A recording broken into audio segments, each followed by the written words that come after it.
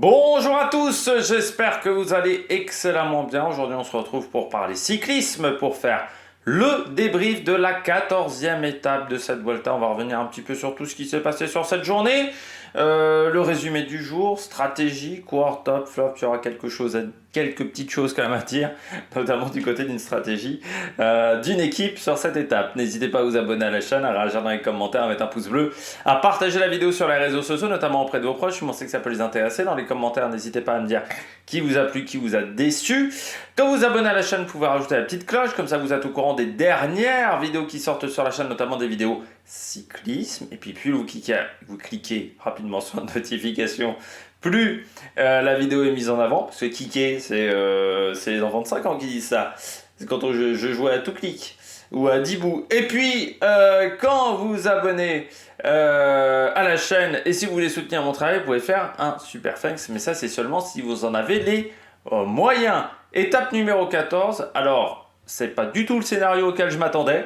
Moi, je m'attendais à un scénario classique, j'ai envie de dire, échappé qui part, et puis après derrière, le peloton qui se regarde et qui se prépare pour l'étape de demain. Et puis la Visma a voulu tenter autre chose et jouer le sprint, sauf que cette stratégie s'est un petit peu retournée contre eux. Le résumé des barres avec l'abandon, enfin la non-partance, le forfait de Ruben Fernandez pour cette étape. Ce qui fait que du côté de chez Cofidis, on n'est plus que 4 coureurs et il reste encore pas mal d'étapes. La fin de cette Vuelta risque d'être longue. Cette Vuelta était longue du côté de la Cofidis. À 188 km de l'arrivée, 197 déjà, nous avons l'attaque de Thomas de Rennes qui va tenir en solo pendant 7-8 km avant d'être repris. On rappelle Thomas de Rennes qui prend sa retraite à la fin de la saison, dernier grand tour pour le coureur belge. Derrière, Haile Chihan qui tente une attaque avec Pavel Bittner ensuite. On va avoir beaucoup d'attaques pendant la première heure de course. On a 12 coureurs qui tentent leur chance à un moment, puis Guernalec, à un moment 9 coureurs, 18 coureurs. Et tout ça est repris. Et ce qui fait qu'on est à 160 km de l'arrivée, quasiment une heure de course de passé et toujours pas d'échappée. Heureusement, la bonne échappée va partir à 156 km de l'arrivée, après quasiment une heure de course. Narvaez, Del Toro, Sandro Meurice, Frigo, Terrada, légèrement dans un deuxième temps, et cette échappée qu'on va laisser partir légèrement, parce que derrière, la Visma décide de contrôler. Première heure de course à 48,4 km/h de moyenne. Je disais que la Visma roule avec notamment Robert Resink ou encore Attila Walter, et ce qui fait que l'écart maximum ne va jamais être très important. Au maximum 2 minutes 30 après 60 km de course. Donc quasiment dès que l'échappée part, au bout de 20 km où l'échappée est devant, à environ 140-130 km de l'arrivée, c'est là où l'échappée aura son écart masse. Sinon derrière, on sera bloqué à 2 minutes. À 91 km de l'arrivée, nous avons le Puerto de Cerredo.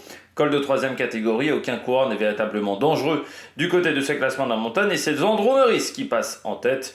Et puis à 45 km de l'arrivée, au sprint intermédiaire, de nouveau Sandro Meurice qui prend la première place du côté de la Alpecin de Koninck. Et puis on arrive dans le final de cette étape.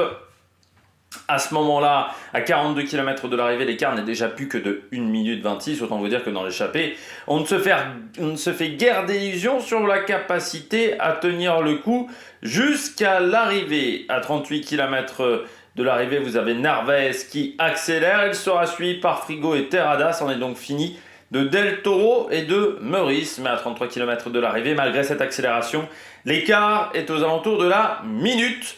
Alors Terrada va lâcher, puis Narvaez à 23 km de l'arrivée sort seul. Il n'y a plus que 40 secondes d'avance.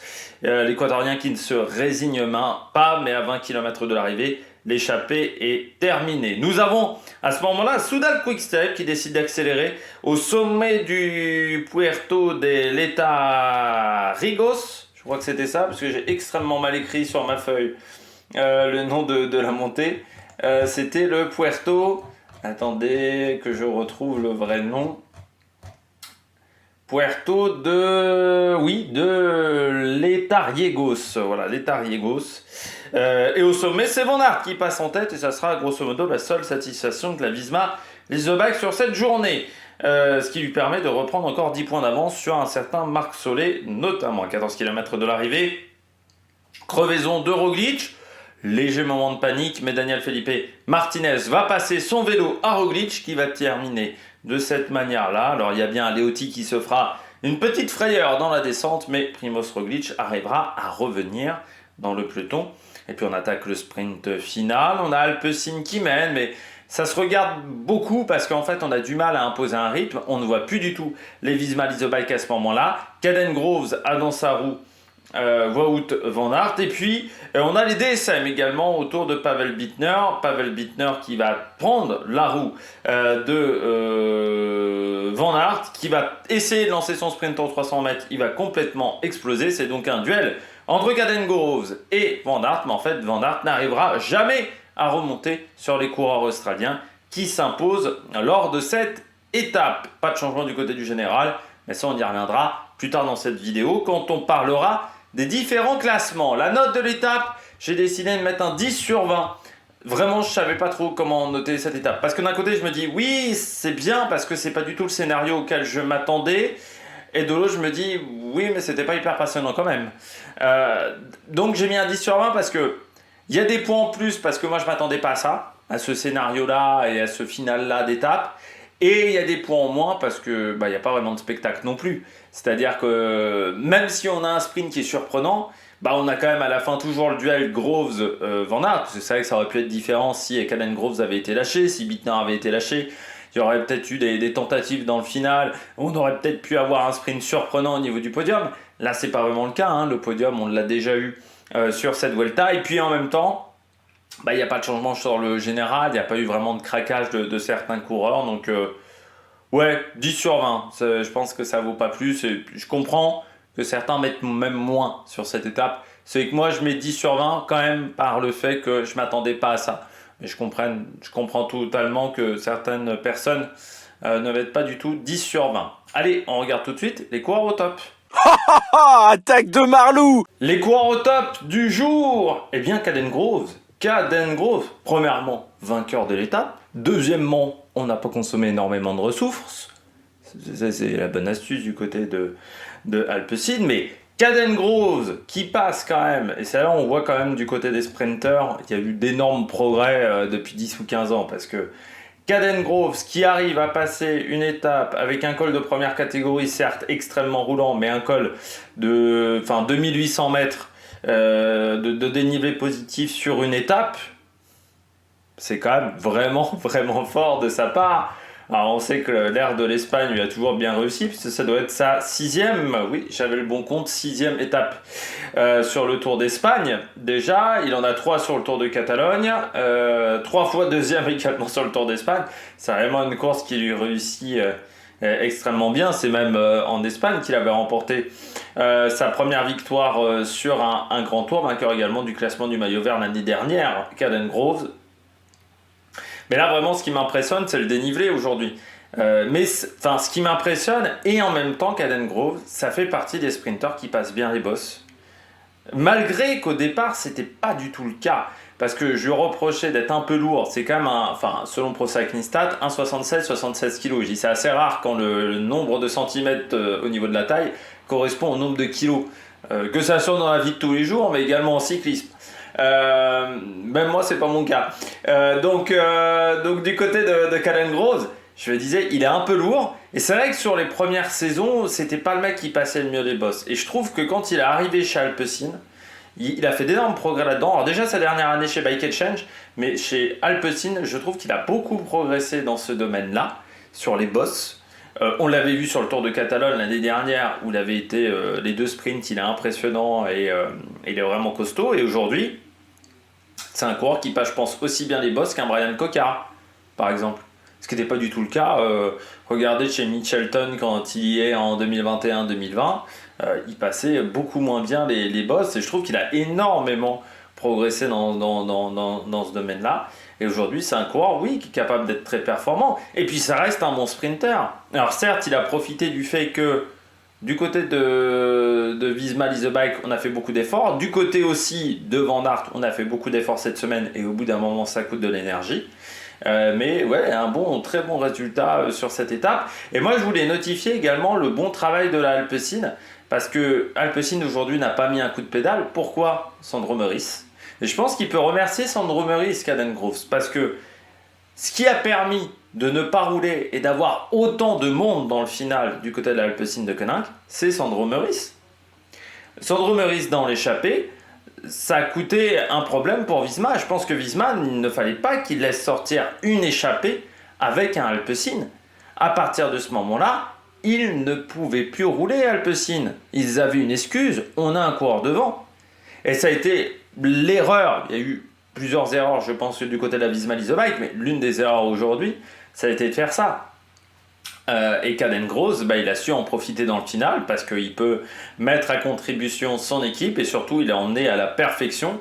Et derrière Van Aert, qui avait déjà dû faire un effort dans la roue des Soudal Quick-Step pour prendre les points du classement de la montagne, eh bien il n'a pas été en mesure d'aller chercher Caden Groves qui a très bien joué aujourd'hui. C'est une belle victoire. C'est sa combienième victoire de la saison à Caden Groves, lui qui a déjà 18 victoires en carrière. Eh bien, c'est la deuxième sur cette Vuelta et c'est la deuxième cette saison où il en avait. C'est pour tout vous dire qu'il aime bien la Vuelta et qu'il aime bien l'air espagnol.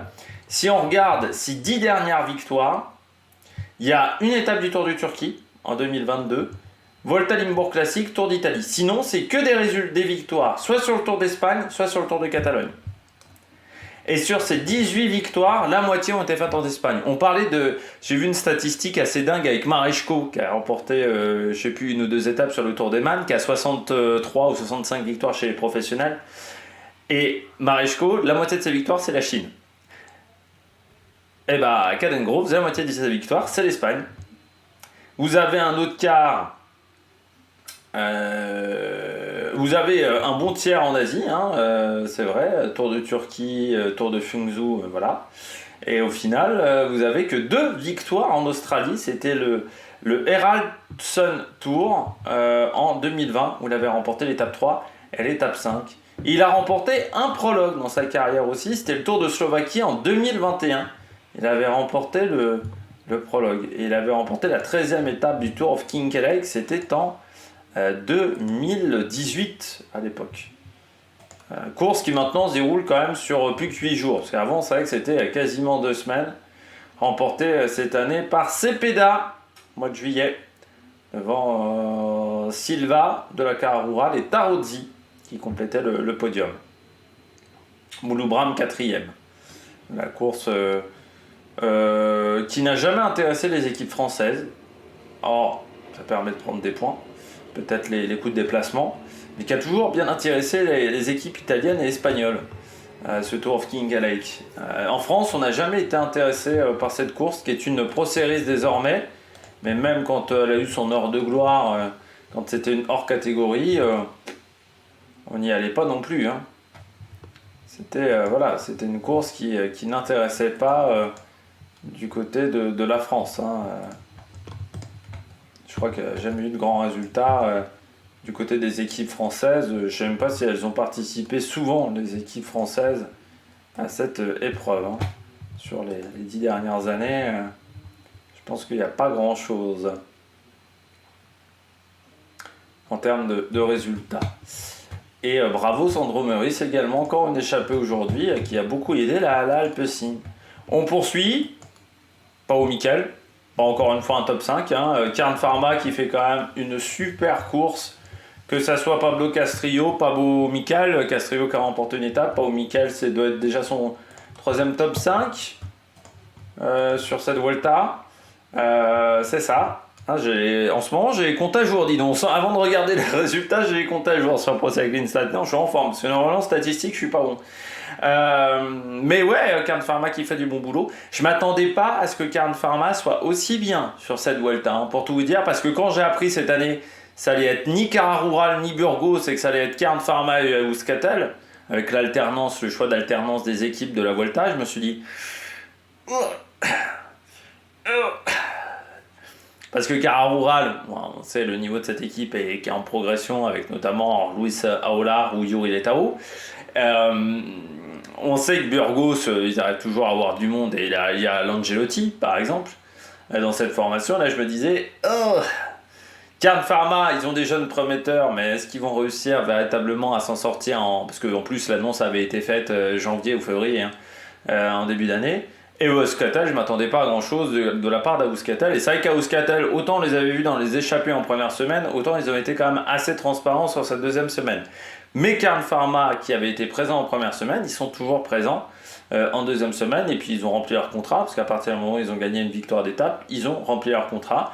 Et ça se poursuit avec un bon Pau Michael. Déjà 80, 20, combien de points marqués 80, 20, 100, 195, 197 du côté de Pau Michael, 197, 157 points de marqués au niveau UCI seulement sur cette Vuelta, ce qui est bien sur un total de 557 points marqués depuis le début de saison par ce coureur, et ce qui fait que la Carne Pharma, je ne sais pas si j'ai le classement de l'équipe au niveau UCI. Ils sont 30e au niveau UCI, mais je pense que, bon, voilà, après cette Vuelta, ils vont peut-être remonter au classement. Parce que qui est devant eux? Carne Pharma, c'est Terengganu, ils vont les reprendre. Mais je me dis que même la Polti, et pourtant il y a 200 points d'écart avec la Polti, ils sont en moyen, ils ont les moyens d'aller chercher la Polti Cometa, qui ne fait pas une année exceptionnelle. Donc ça sera peut-être la bonne opération du jour pour la Carne Pharma. Je ne sais pas s'ils ont quelqu'un en général, la Carne Pharma. Je n'ai pas vérifié s'ils ont un coureur qui est placé genre dans le top 30. Et oui, ils ont José Félix Parra, qui est dans le top 30, qui est 21e. Donc ça va faire des points UCI. Ça va être pas mal, hein. Et puis même Beradé, qui est dans le top 50, qui est 51e, ça doit faire des points UCI, je crois 51e encore. Donc ça va faire genre 10 points ou 20 points UCI. C'est bien ce que fait cette équipe. Et Pau Michael, encore un bon résultat, voilà, sur un sprint, il est en deuxième semaine. C'est bien. Puis je termine avec ce sprint un petit peu fou, avec Gugelmi. Voilà, du côté de Gugelmi, du côté d'Arkea. 7ème, c'est un bon résultat pour un mec qui n'est pas sprinter. Très très bon résultat pour le coureur français, qui avait déjà fait 5ème d'une étape du Giro dans sa carrière. 3ème d'une étape du Tour de l'Avenir, ça remonte, c'était en 2018, à l'époque il était encore jeune, coureur qui est passé par la Groupama avant de rejoindre Arkea, coureur qui est en fin de contrat, Simon Gugelmi à 27 ans, et c'est vrai que c'est pas forcément c'est un coureur qui n'a pas de victoire chez les professionnels jusqu'à maintenant, qui chez les professionnels n'a pas forcément eu des grands résultats, donc c'est vrai que c'est important de se montrer. Parce que sinon, c'est retour en continental et voire un retour chez les amateurs. Parce que c'est vrai qu'à 27 ans, quand vous n'avez pas forcément eu de grands résultats dans votre carrière, c'est pas simple. Alors, il avait déjà fait 7ème en 2022 d'une étape de la Vuelta. À l'époque, c'était sa première année chez Arkea. Donc, c'est la deuxième fois qu'il prend une 7ème place. Et une fois 9ème sur une étape du Tour de France, au moins. Il a fait top 10 sur les 3 grands tours. Bon, ça, beaucoup de coureurs l'ont fait, mais quand même. C'est à signaler voilà, pour Simon Gugelmi. Et puis, on espère qu'il va retrouver un contrat à la hauteur, un contrat qui va lui plaire, et pas un contrat un petit peu qui va prendre à la dernière minute par dépit. Mais ça, il faudra voir. Il y a des équipes de Continental qui auront des besoins. Je pense notamment Roubaix, parce qu'ils vont perdre Thomas Bouda, donc ils vont dégager un petit peu de masse salariale. C'est compliqué Aubert, parce que pour l'instant c'est en attente de co-sponsor. Il y a quand même une équipe de deuxième division qui aura peut-être besoin de coureurs. C'est l'équipe Bingol, parce que l'équipe Bingol et l'équipe, je sais plus comment elle s'appelle là, en France, l'équipe qui est belge, le team, c'est Bazin, je crois, le team, qui vont fusionner pour l'année prochaine, donc ça va augmenter le budget de l'équipe, et ils vont peut-être être intéressés par un équipier comme Gugelmi autour d'un sprinter. Ça peut être un coureur intéressant. Mais voilà, belle 7ème place du coureur français que je voulais signaler, et puis signaler un petit peu cette situation au niveau des contrats. On regarde tout de suite les bonnets d'âne. On regarde tout de suite les bonnets d'âne. Je viens de voir l'interview de Caden Gross après l'arrivée de la course. qui dit ah bah, moi je m'attendais pas à ce qu'il y ait un sprint. Ouais, j'étais pas le seul quand même en termes de stratégie, parce qu'à un moment je me suis dit vraiment, je me suis planté à ce point-là. Non, j'étais pas le seul à pas croire forcément à un sprint. Bon, bah, on commence avec les responsables de ce sprint, la Visma et surtout Van Aert. Quand ton équipe travaille comme ça toute la journée, je dirais que le minimum syndical c'est de gagner. Ce qui est terrible, hein, t'as pas le droit de perdre, t'as pas le droit de te faire battre. Et le problème de Van Aert, c'est qu'aujourd'hui il est battu. Et c'est ce que je me suis dit, à partir du moment où il est battu, surtout dans un sprint de Vuelta, où aujourd'hui c'est un duel, hein, à part quand il y a Bittner, mais là en plus où Bittner aujourd'hui explose, donc c'est un duel, bah, celui qui fait 2 sur 2, forcément déjà, tu peux pas le mettre en top, ou difficilement, toujours compliqué, et de toute manière, j'ai dû mettre Caden Groves en top quelques fois quand il était deuxième, mais quand on a roulé toute la journée pour toi, ça commence à devenir plus compliqué. Et surtout quand une équipe comme la Visma roule pour toi. C'est-à-dire que quand je vous dis je vous le disais depuis quelques jours qu'on ne croit pas forcément en Sepkus. Si on croyait énormément en Sepkus pour un bon classement général, on ne l'aurait pas fait travailler autant depuis le début de la course quasiment. Et surtout, on aurait laissé plus d'équipiers autour de Sepkus. Je vous l'avais dit assez vite, dès qu'on a mis Grazing, pour moi, à partir du moment où tu décides d'utiliser Grazing, pas comme porteur d'eau, mais comme équipier pour Van Aert, c'est que déjà tu avais fait un choix avant le début de la course, pour moi, me semble-t-il. Mais dans ce cas-là, après derrière, il faut assumer. Et je pense que le problème de Van Aert, c'est le fameux on court de lièvre à la fois. Je pense que Van Aert, il perd son sprint au sommet de la dernière difficulté du jour. Parce que vous avez la Soudal qui accélère. Et il décide quand même d'aller faire le sprint pour prendre les points. L'effort qu'il a fait à ce moment-là, Caden Groves, il ne le fait pas. Corbin Strong, ils ne le font pas. Bah oui, mais c'est le problème de chercher de lièvre à la fois. Il faut aussi dire que Van Aert, sur cette deuxième semaine, ne s'est pas reposé. Il a été chercher une victoire d'étape face à Quentin Paché au sprint, mais sur une étape où il est en échappée, et en plus l'échappée met beaucoup de temps à sortir, et il a été présent dans de nombreuses échappées depuis le début de la semaine. Il a fait beaucoup d'efforts. Au bout d'un moment, Van Aert n'est pas un surhomme, donc ça se paye. Et je pense que ça s'est payé aujourd'hui sur le sprint. Parce que tu vois, quand il déclenche le sprint, moi je le sens aux 200 mètres quand il déclenche derrière Groves, je me dis ça va être dur pour revenir sur Groves. Pourtant Groves c'est pas un sprint exceptionnel, hein. c'est pas Groves qui m'a donné une impression de puissance incroyable, c'est plutôt Van Aert qui m'a donné une impression de la soquette est pas légère. J'ai eu vraiment cette impression là quand il est dans son sprint, je me suis dit la soquette elle est pas exceptionnelle là sur ce sprint là, et il arrive jamais à remonter, il est coincé au niveau du pédalier Van Aert. Sur ce sprint là, mais c'est le problème de vouloir viser de lièvre à la fois. Après je pense que la Visma a été culottée quand même de faire cette stratégie là, parce que Van Aert était en cas de sprint était archi favori sur une étape comme ça. Quand t'es archi favori, faut pas tenter le coup du sprint, hein. Quand t'es le seul, parce que là ce qui s'est passé pour Visma, ça serait passé dans d'autres situations si une équipe décide vraiment de faire ce genre de situation. C'est-à-dire que Visma a le archi favori de la course et décide de jouer le sprint à tout prix. Ça veut dire qu'en plus, ils ont laissé très peu d'avance.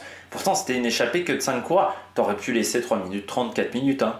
De toute manière, vu la montée finale. Mais non, tu décides de laisser que 2 minutes 30 maximum. Ce qui fait qu'on est arrivé avec 20 minutes d'avance sur l'horaire le plus rapide. 20 minutes d'avance. Il n'y a que cette année sur le Tour de France, sur l'étape c'était pas Aurillac, je sais plus où arrivait l'étape, sur l'étape du deuxième mercredi, la fameuse étape où on était dans le Massif central, il n'y a que sur cette étape là où on a fait mieux, je crois, cette année. Et pourtant sur le Tour de France on a roulé vite, hein.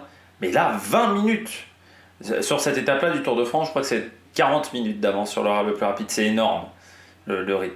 Là, c'est déjà 20 minutes. 20 minutes, c'est important, hein, parce que les mecs, ils calculent quand même plutôt bien les horaires de départ et d'arrivée. Pourquoi ? Parce que la Visma n'a jamais laissé respirer et que devant, c'était quand même pas des manches. Mais Narvaez et autres ont roulé. Et je pense que l'erreur, ça a été ça. Il y a plusieurs erreurs pour moi. C'est que déjà l'erreur de tout miser sur Van Aert, pour moi, il fallait mettre quelqu'un dans l'échappée. Quitte à te dire, bah Van Aert, si l'échappée elle est reprise par un des leaders du général, pourquoi pas, mais où fallait mettre Van Aert dans l'échappée. Mais pour moi, la jouer de cette manière-là, c'était pas l'idée du siècle. Et ensuite, il fallait surtout pas qu'il y ait un Alpecin dans l'échappée si t'étais pas dedans.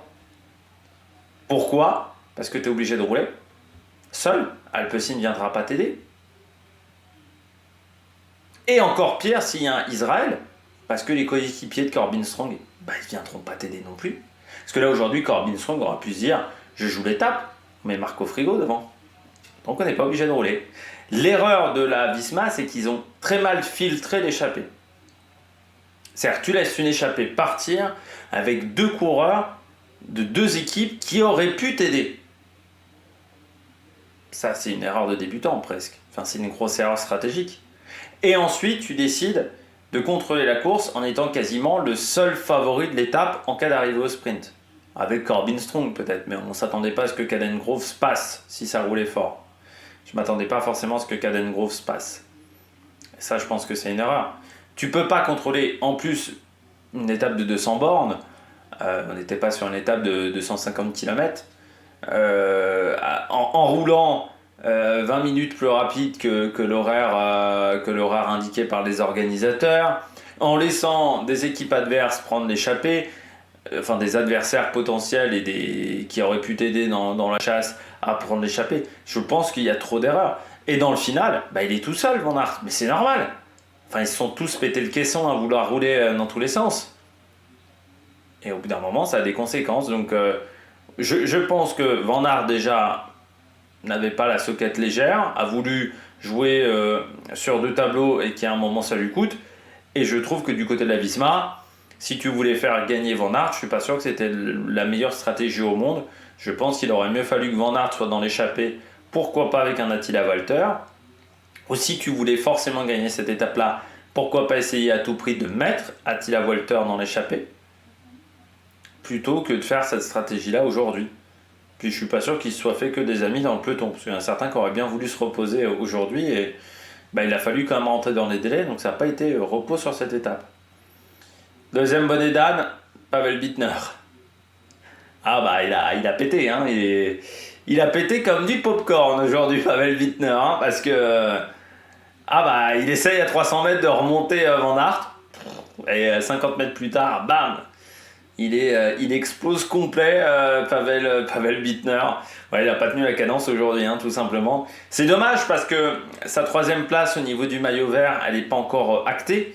Il y a encore des mecs derrière qui peuvent reprendre, surtout si un Narvaez prend beaucoup d'échappées. Un Terrada aussi, s'il prend beaucoup d'échappées, peut reprendre beaucoup de points encore à Pavel Bittner. Et que ça aurait été bien de faire un top 5 aujourd'hui, parce qu'une troisième place, c'est des points UCI.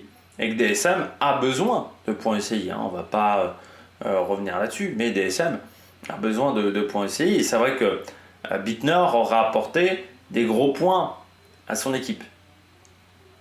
Là, ça n'a pas été le cas. Il explose complet, hein. Quand il lance son sprint, ça pète d'un coup. Donc ouais, ça a été dommageable, voilà, pour le coureur tchèque. Mais ça reste un coureur jeune, hein, 21 ans.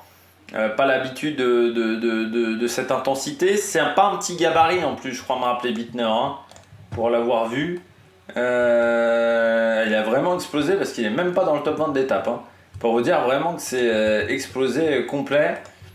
Oui, il finit 38e Bittner. Donc, vraiment, ça avait fait pétard mouillé. Et Bittner, ouais, il fait un 84. Donc il fait 8 cm de plus quand même que Caden Groves, pour par contre 2-3 kg de moins, je crois. Oui, il a 73 kg, mais je pense que Caden Groves, les chiffres sont peut-être plus bons, hein, pour Caden Groves, 1m76, 67 kg. Et Van Aert, mais qui a des qualités presque hors normes en montagne pour un gabarit de ce type-là, parce qu'en faisant 1m90, c'est presque un gabarit hors norme pour être performant sur ce type de montée.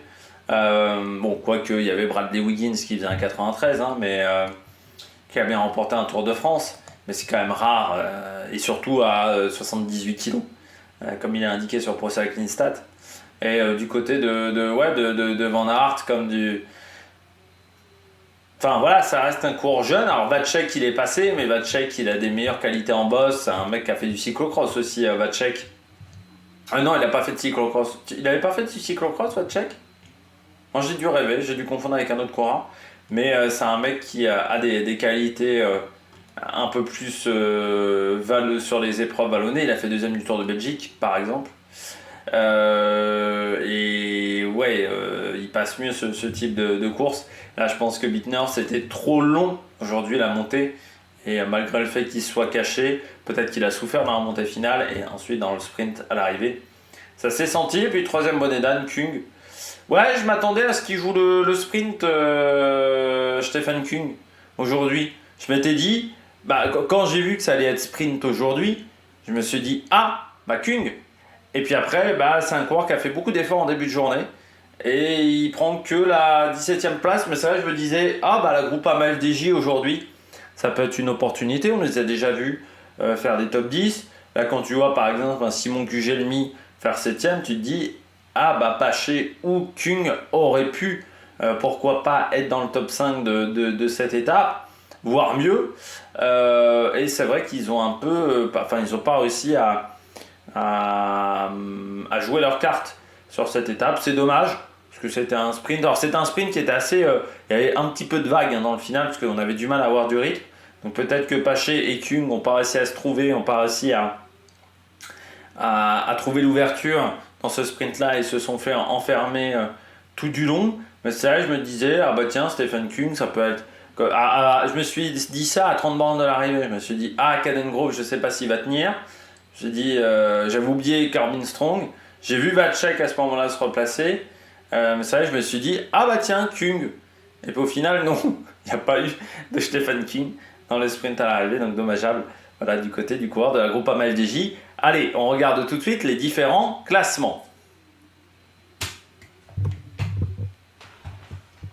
Les différents classements de cette 14e étape avec la victoire au sprint de Cadengrove devant Wout van Aert et Corbin Strong. Et oui, 2800 mètres de dénivelé positif, ça n'a pas suffi pour éliminer les sprinteurs devant Vacek et Pao Mikel. Donc la 7e place de Gugelmi, Arven Livens et puis Carlos Canal 10e du côté de cette étape.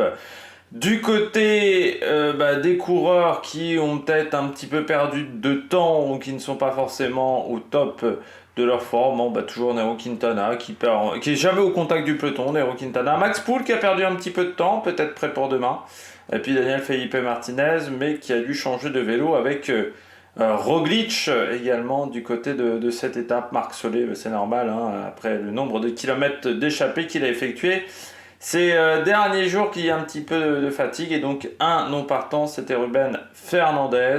Et on voit que ça a été vite parce qu'il y a quand même des coureurs qui finissent à 21 minutes aujourd'hui du peloton. Donc ça n'a pas traîné en route. Je rappelle encore une fois qu'on a fini avec 20 minutes d'avance sur l'horaire le plus rapide. Donc là, c'est pas loin du record quand même. Ben O'Connor toujours en tête du général parce qu'il n'y a pas de changement dans le top 10. Roglic à 1,21, 3,01 pour Henrik Mas, Carapaz à 3,13, Landa à 3,20. Et il faut aller à la 21e place pour voir José Félix Parra gagner une position. Carterada en perd 5, mais voilà, c'est le seul changement dans le top 30 de ce classement. Du côté du maillot vert, et Cadengrove reprend un petit peu de retard sur Van Aert, mais il reste quand même un petit peu 109 points d'écart. Donc ça reste quand même quasiment impossible d'aller chercher Van Aert pour le maillot vert, sauf abandon du coureur belge. Terrada 3e, Bittner 4 et Castrillo 5e. C'est vrai que Bittner a bien explosé aujourd'hui dans le sprint. Du côté du classement de la montagne, c'est Van Aert qui est en tête. Il a pris des points aujourd'hui devant Jevane, Marc Solé, Adam Yates, Primoz Roglic. C'est la seule satisfaction du jour. Du côté de la Visma, du côté du classement du maillot blanc, tout n'a pas encore été affiché, mais il n'y a pas de gros changements. Voilà, au niveau de ce maillot blanc, hop, Rodriguez devant Lipovic, Scalmozo, Recitello et Van Sevenant. Voilà le top 5. C'est Del Toro qui perd du temps mais qui était dans l'échappée. Et puis du côté du classement par équipe, UAE toujours en tête avec 38 minutes 29 d'avance sur Red Bull. Bora Hansgrohe, Decathlon 3e et puis Visma et Israël complètent ce top 5. Toujours Alpecin, bon dernier. Du côté de ce classement, j'ai pas regardé du côté des dernier coureur, c'est toujours Tim Naberman. Désormais, c'est Camille Gradet qui est 10 minutes devant lui. Voilà, au niveau de ce classement de la lanterne rouge. Eh bien, j'espère que vous avez aimé cette vidéo. Si vous avez aimé cette vidéo, n'hésitez pas à vous abonner à la chaîne, à réagir dans les commentaires, à mettre un pouce bleu. Et puis nous, on se retrouve pour de nouvelles aventures sur Amérique Production. Ciao, ciao!